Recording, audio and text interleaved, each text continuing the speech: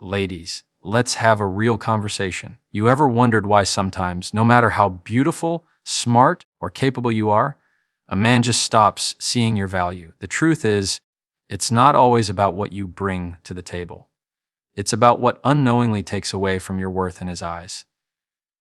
Today, I'm giving you 4 things that silently kill your value in front of a man. And if you don't catch them early, they'll keep you stuck in the same cycle.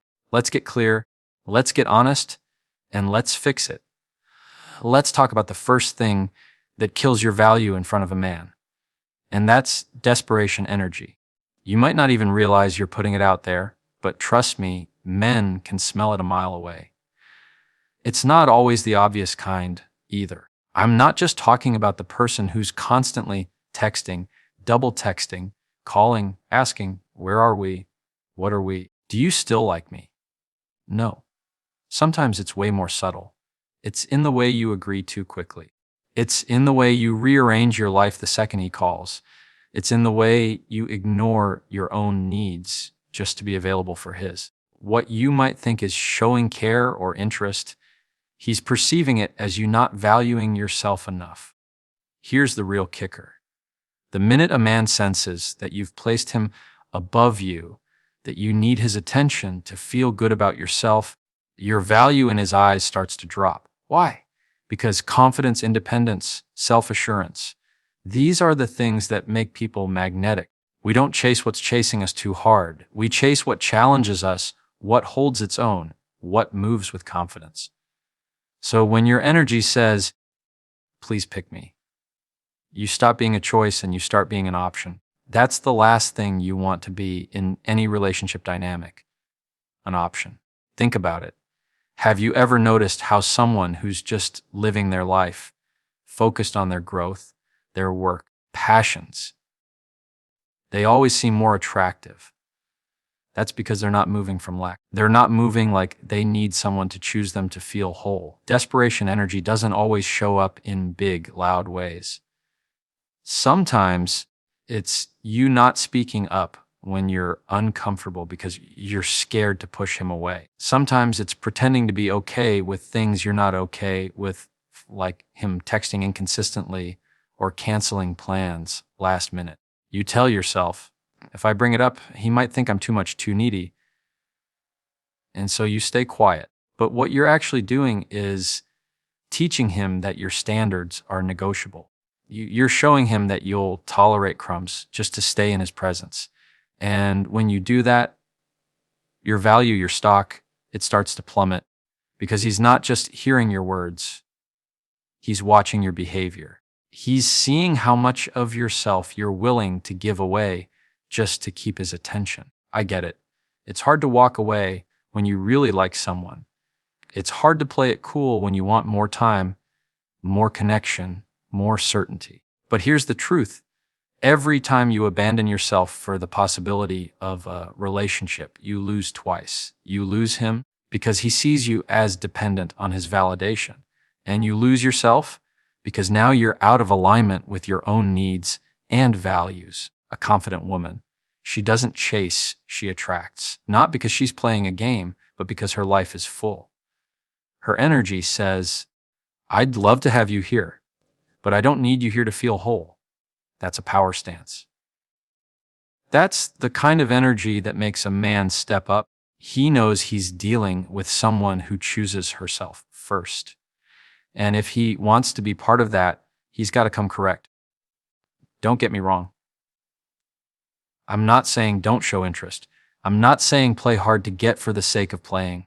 I'm saying stay rooted in your worth. Stay rooted in your fullness. Because when you do that, any attention or affection you give isn't coming from lack. It's coming from overflow. It's a gift, not a plea. So if you've been moving with desperation energy, it's time to pull back, not to punish him, but to recenter yourself. Get back to your passions, your peace, your power. Because nothing is more attractive than a person who is good with or without you. And that's the energy that keeps your value high.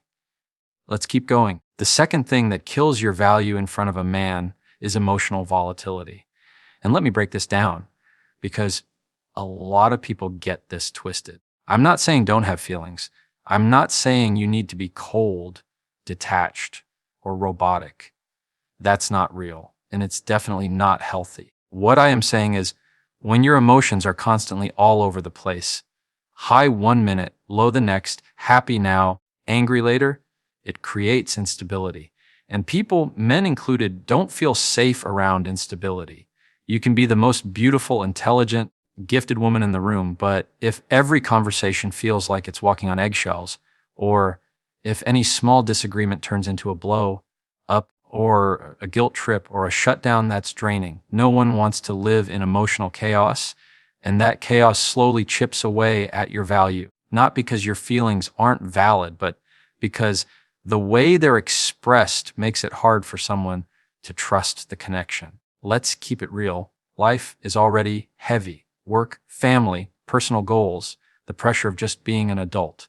So when a man looks for a partner, he's looking for peace. He's looking for someone who can handle life's ups and downs with a level of emotional maturity.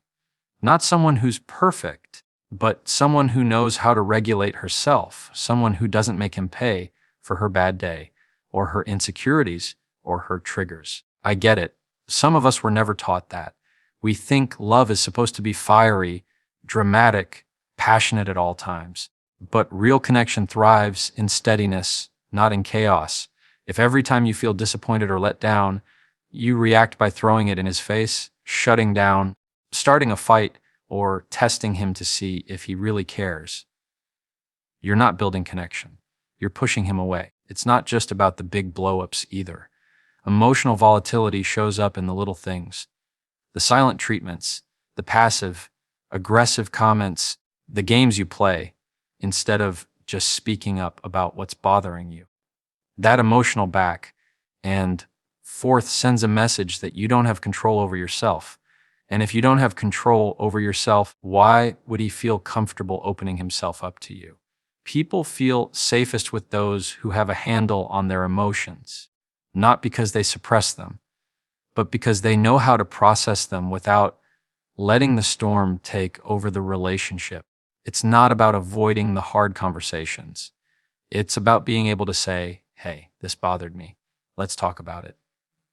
Instead of exploding, shutting down, or trying to punish him emotionally, you might think your reactions show you care, but what they really show is that you're not anchored. A person who's not anchored makes other people feel like they have to do double work just to keep things calm. That's exhausting. That's not partnership.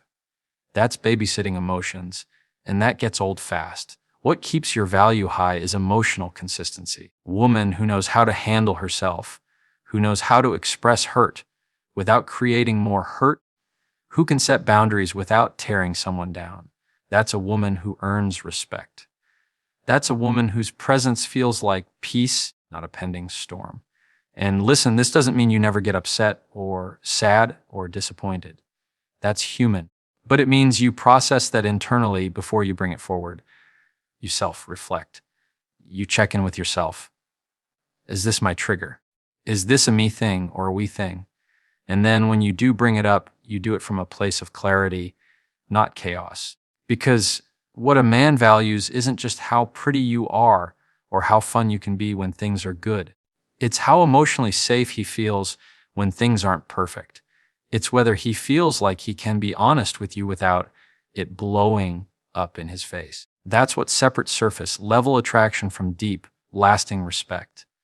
So if you want to keep your value high, get a grip on your emotional world, not for him, for you.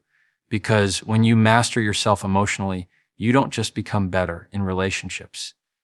You become better in life. Let's move forward. The third thing that kills your value in front of a man is the lack of boundaries. Now, boundaries. That word gets thrown around a lot, but let me tell you exactly what it looks like when you don't have them. It looks like saying yes when you really want to say no. It looks like agreeing to things that make you uncomfortable because you're scared to lose him. It looks like laughing off the disrespect, letting the inconsistency slide, accepting half effort, and convincing yourself that if you just stay patient, it'll get better. But deep down, you know, every time you swallow your truth, you're shrinking. And here's what happens when a man sees that: your value in his eyes starts to drop. Because whether he says it out loud or not, he starts to think, if she doesn't even respect herself enough to draw a line, why should I? People will only treat you up to the level that you show them is acceptable. If you teach someone that your boundaries are flexible, they will bend them every single time. Not because they're evil or manipulative, but because it's human nature to test limits.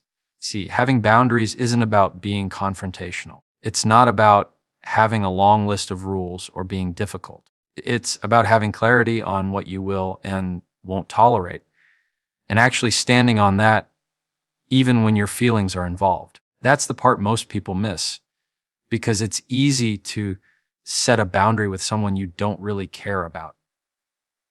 But when you really like someone, when the connection is exciting, when you've invested time and energy, that's when it gets tricky. That's when the temptation to compromise your own standards creeps in. But let me be clear. Boundaries are not walls. They're not meant to keep people out. They're meant to keep you intact. They're a form of self-respect. They say, I know my worth. I'm not afraid to walk away from what doesn't align with it. And that right there is power. That's the energy that makes a man sit up and pay attention, because he knows he can't just do whatever he wants and expect you to stay. When you lack boundaries, you become predictable. You become easy to manipulate, even if that's not his intention. Because if every time he pulls back, you chase harder, he learns that he can get away with not showing up fully. If every time he cancels plans, you say, it's okay, I understand even when it bothers you, he learns that your time isn't really valuable. And before you know it, you're not the woman he once admired. You're just available, always there, always forgiving, always compromising. And that doesn't inspire respect. And here's the truth: respect sustains attraction. You might get his attention without boundaries, but you'll never keep his respect. And without respect, the relationship is on borrowed time. A man might enjoy your company, might even like you a lot, but he won't see you as someone he needs to step up for, fight for, or build with, because you've shown him you'll stay no matter what. Now, I get it. Standing on your boundaries can be scary. You're afraid of being alone, of starting over, of being labeled as difficult or too much. But I'll tell you what's worse than being alone: being with someone who doesn't respect you because you've taught them not to. That eats away at your self-esteem, your peace, your confidence. Boundaries protect all of that. They remind you and him that your time, your energy, your heart are valuable. And if someone wants access to those things, there are standards they need to meet. And the right man, he won't be turned off by that. He'll be drawn to it. Because deep down, every healthy man knows that a woman with boundaries is a woman who won't lose herself in him. And that's attractive. So if you've been letting things slide, if you've been biting your tongue, if you've been showing up fully while he's showing up halfway, it's time to recalibrate. Reestablish your standards, not by threatening or demanding, but by living them.